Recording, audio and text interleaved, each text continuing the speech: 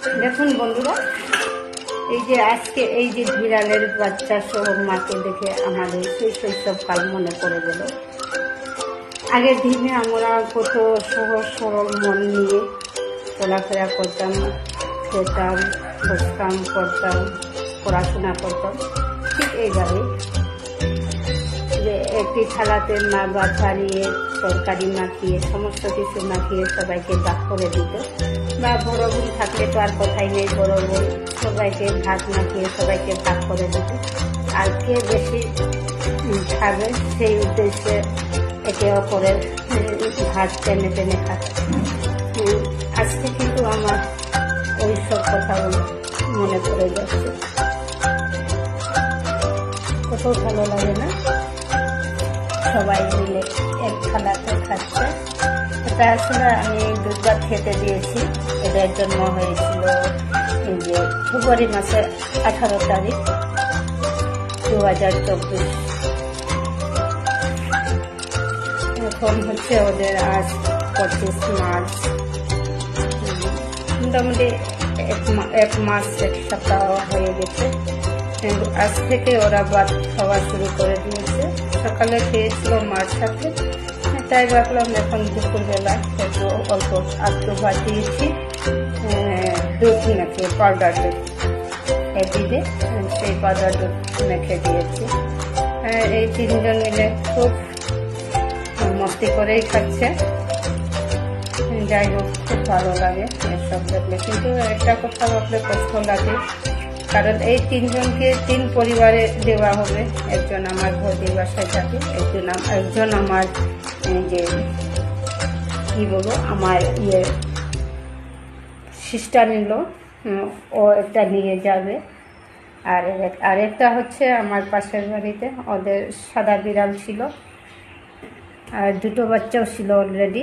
কিন্তু সেই বিড়াল কি মাংস খেতে দিয়েছিল ছোট বাচ্চাদেরকে, এসব খেয়ে মারা গিয়েছে অলরেডি। মাও মারা গিয়েছিল প্রায় এই যে বাচ্চারা মারা যাওয়ার একদিন পর। যাই হোক, এদেরকে দেখে মানে খুব ভালো লাগলো, তাই ক্যামেরাতে বন্দি করে নিলাম। আসলে বন্দি করলাম ব্যাপারটা হচ্ছে যে শৈশবে আমরা তাই করতাম।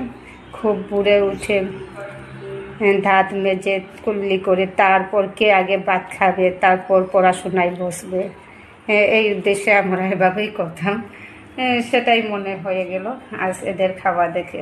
খুব ভালো লাগে, তাই না? হয়তো আপনারাও এভাবেই করেছেন, সবাই মিলে এক থালায় ভাত খাচ্ছেন। দেখুন বন্ধুরা, এখানেও রয়েছে একটা কি বলবো, 2টো গাল বলি। আচ্ছা আচ্ছা, এই যে পুরুষ মহল্লা তো আছে, একটা পুরুষ, 2টো আর কি মহিলা বিড়াল 2টো, আর একটা পুরুষ। যে সাদাটা মহিলা বিড়াল, আর এটাও খুব সুন্দর লাগে, পুরো বাঘের মতো। এদেরকে দেখতে পুরো বাঘের মতন, দেখুন পাওয়াগুলো পুরো বাঘের মতো, খুব সুন্দর লাগে, একেবারে কিউট। কিন্তু আকৃতি যে ত্রিশুলের মতন, ত্রিশুলের মতন। আর এই যে এই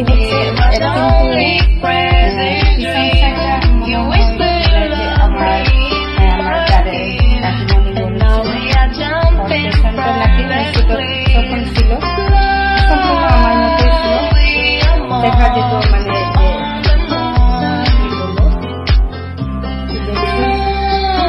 পিছনে সবার দিয়ে সেভাবে আমি অলরেডি ভিডিওটা রেখে দিয়েছি। আর বন্ধুরা, এই ভিডিওতে আসলে আমি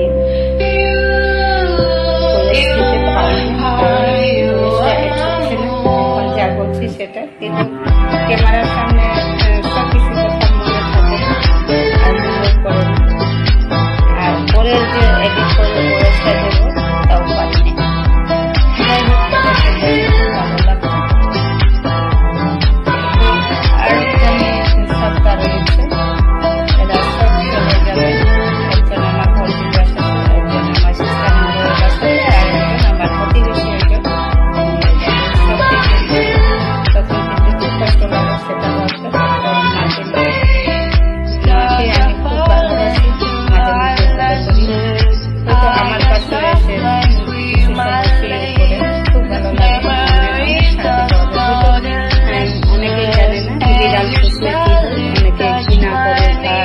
বিড়াল কাছে এসে গেছে নাকি আয়ু চলে যায়, সেটা সম্পূর্ণ ভুল।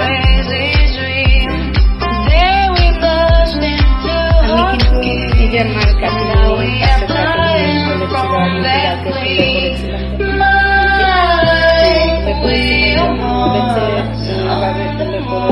তোমার চোখ আরো ফলিয়ে এইভাবে বলেছিল, কিন্তু জানো বন্ধুরা এটা সম্পূর্ণ ভুল।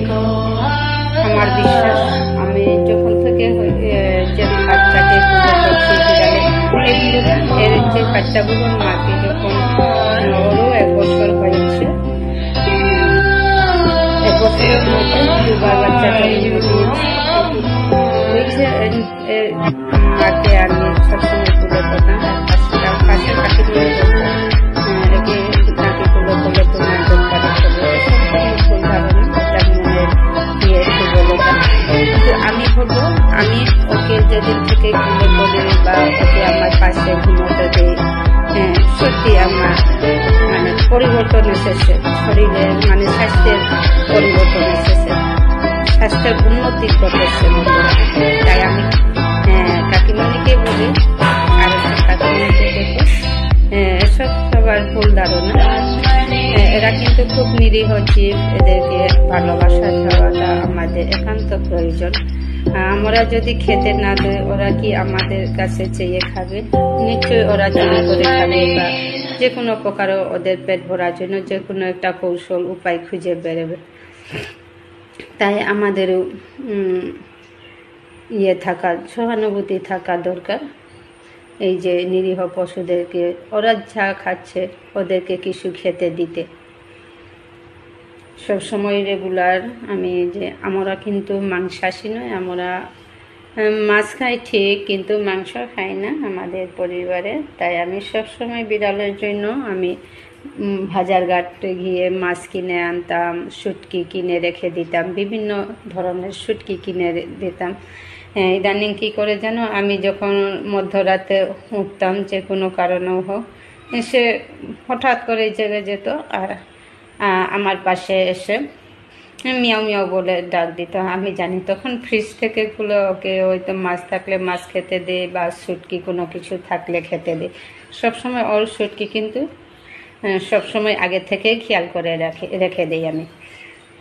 আর এই কয়দিন বাচ্চা জন্ম দিয়েছে, বাচ্চাকে দুধ দিচ্ছে, নিশ্চয়ই ওর পেটে তো আরও ক্ষুধা বাড়বে, সেটা ভেবে খুব বুড়ে আমি উঠলেই আমার পাশে এসে গা গেছে মিয়াও মিয়াও ডাকতো, আর আমি ওকে এইভাবেই দুধ ভাত খেতে দিতাম। সে দুধ ভাত খেয়ে আত্মতৃপ্তি হয়ে যে বাচ্চাদেরকে মিয়াও বলে ডাকতো। ঠিক আছে বন্ধুরা, টাটা, সবাই ভালো থেকো।